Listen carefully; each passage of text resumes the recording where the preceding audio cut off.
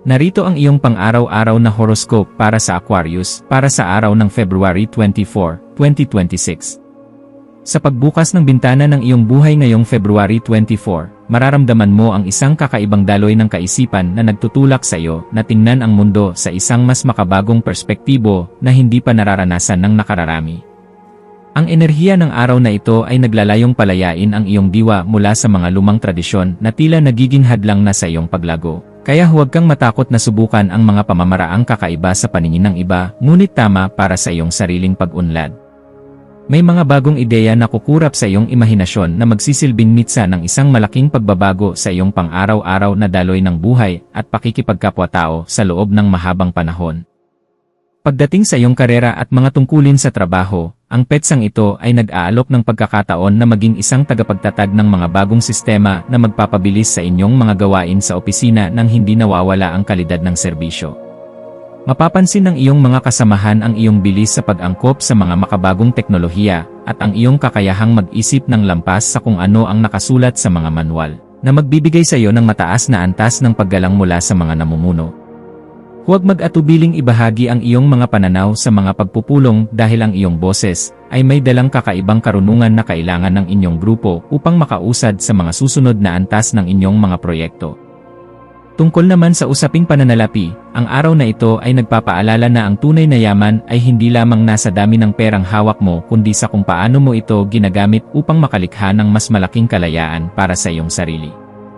Maaaring may mga hindi inaasahang alok na dumating na may kinalaman sa mga digital na pamumuhunan o mga proyektong may kaugnayan sa sining at siyensya, subalit kailangan mong suriin ang bawat detalye ng may matalas na isipan bago magpasyang sumali. Ang pagiging maparaan sa paghawak ng budget ay magbubunga ng kasiguraduhan, kaya iwasan ang mga biglaang gastusin na bunsod lamang ng panandaliang pagkatuwa sa mga bagay na nakikita sa internet o sa paligid. Sa aspeto ng pag-ibig at pakikipag-ugnayan, ang iyong puso ay maghahanap ng isang koneksyon na hihigit pa sa mababaw na usapan at titingin sa kalaliman ng kaluluwa ng iyong kapareha o mga mahal sa buhay. Ang pagpapahalaga sa kalayaan ng bawat isa ay magiging susi upang mas lalong tumibay ang inyong pagsasama, dahil ang isang relasyong walang sakalan ay mas madaling yumabong at magbunga ng tunay na kaligayahan sa loob ng inyong tahanan. Para sa mga naghahanap ng makakasama, ang iyong pagiging orihinal at ang iyong talino sa pakikipag-usap ay magsisilbing magnet para sa mga taong may mataas na antas ng kaisipan na handang makinig sa iyong mga pangarap. Ang iyong kalusugan ay nangangailangan ng masusing pagkalinga, lalo na sa aspeto ng iyong nervous system na maaaring makaranas ng pagkapagod dahil sa sobrang bilis ng iyong pag-isip at pagtanggap ng impormasyon. Ang pagbibigay ng oras para sa sapat na pagtulog at ang pag-iwas sa labis na paggamit ng mga gadget bago magpahinga ay makakatulong upang manumbalik ang sigla ng iyong katawan at isipan para sa susunod na araw. Subukang uminom ng mga natural na inumin gaya ng tsaa at kumain ng mga pagkaing mayaman sa bitamina upang mapanatili ang iyong stamina habang tinatahak mo ang mga abalang sandali ng iyong maghapon na puno ng mga hamon. Sa iyong pakikipagkapwa-tao, ang iyong papel bilang isang tagapayo at tagapagtanggol ng mga karapatan ay mas lalong mapapatingkad dahil sa mga sitwasyong mangangailangan ng iyong katuwiran at patas na pagtingin. May isang kaibigan na maaaring lumapit sa iyo upang humingi ng tulong tungkol sa isang desisyong panlipunan, at ang iyong kakayahang tumingin sa mas malawak na larawan ay magbibigay sa kanya ng kapayapaan ng loob na matagal na niyang hinahanap. Maging mapagmasid sa mga taong nasa paligid mo dahil ang bawat pakikipagtalastasan ay may dalang aral na magagamit mo upang mas mapalawak ang iyong impluwensya sa paraang makatao at makabuluhan para sa lahat. Ang iyong malikhaing isipan ay magiging napaka-prolific sa hapon kung saan ang mga kulay, tunog, at mga salita ay tila kusang dadaloy upang makalikha ng isang obra na magpapakita ng iyong tunay na damdamin tungkol sa kasalukuyang takbo ng buhay. Huwag mong limitahan ang iyong sining sa kung ano ang tinatanggap ng nakararami, bagkus ay hayaan ang iyong sarili na maging avant-garde o kakaiba dahil doon nakatago ang iyong tunay na lakas bilang isang nilalang.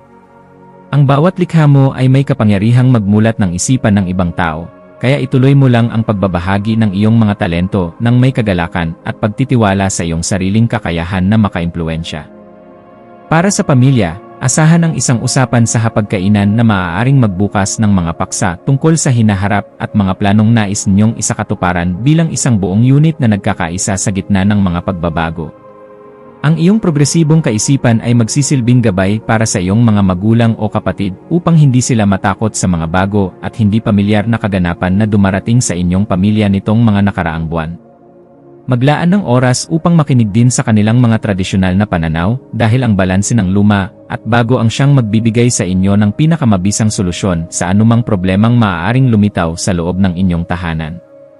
Ang iyong intuition ay magsisilbing isang matalas na radaryo na makakasagap ng mga oportunidad bago pa man ito makita ng ibang tao sa iyong paligid, kaya magtiwala sa iyong kutob kapag may nararamdaman kang udyok na kumilos.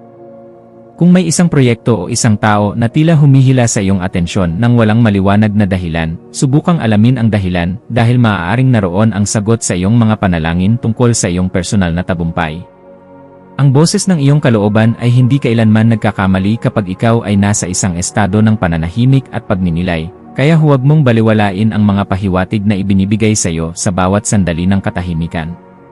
Sa aspeto ng edukasyon at pagtuklas ng karunungan, ang iyong isipan ay magiging kasing talas ng isang kidlat na handang tumagos sa bawat komplikadong teorya o aralin na iyong kinakaharap sa araw na ito.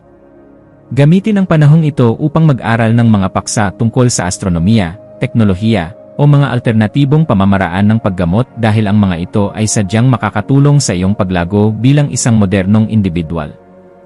Ang bawat impormasyon na iyong matututunan ay magsisilbing dagdag na sandata sa iyong intelektual na arsenal na magbibigay sa iyo ng kakayahang mamuno ng may sapat na basehan at hindi lamang base sa emosyon o haka-haka. Iwasan ang pagiging masyadong aloof o mailap sa mga taong nais lamang makipagkaibigan sa iyo, dahil ang pagkakahiwalay sa iba ay maaaring magdulot ng kalungkutan na hindi mo agad mapapansin sa gitna ng iyong pagiging abala.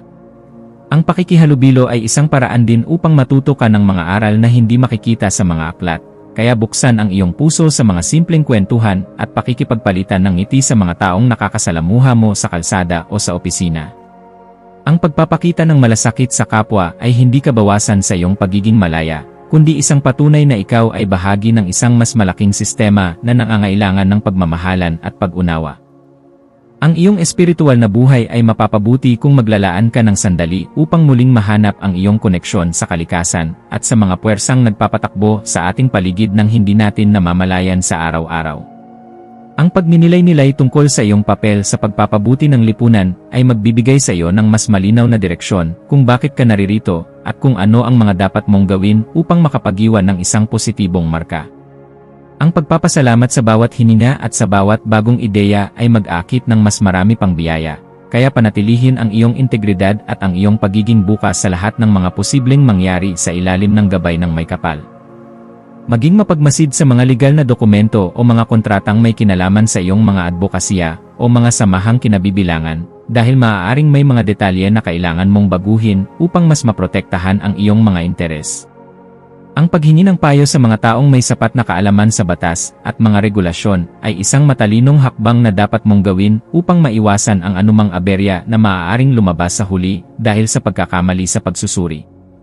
Ang pagiging organisado sa iyong mga transaksyon ay magbibigay sa iyo ng kapanatagan, kaya ilaan ang bahagi ng iyong hapon sa pag-aayos ng iyong mga record upang maging malinis at malinaw ang lahat ng iyong ginagawa. Sa pagdating ng gabi, maglaan ng oras upang ayusin ang iyong kapaligiran at ang iyong isip sa pamamagitan ng pakikinig sa musika na may kakaibang ritmo na nakakapagpagaan ng iyong kalooban habang naghahanda sa pagtulog. Ang kaayusan sa iyong silid ay makakatulong upang maging mas malinaw ang iyong mga panaginip na maaaring magdala ng mga simbolo o mensahe na magagamit mo sa iyong mga desisyon bukas ng umaga.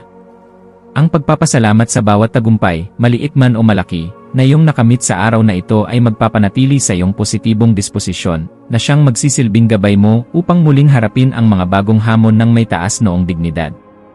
Bilang huling payo para sa iyo, laging tandaan na ang iyong pagiging kakaiba ay ang iyong pinakamalaking kayamanan, kaya huwag mong hahayaang baguhin ka ng mundo para lamang maging katulad ka ng lahat.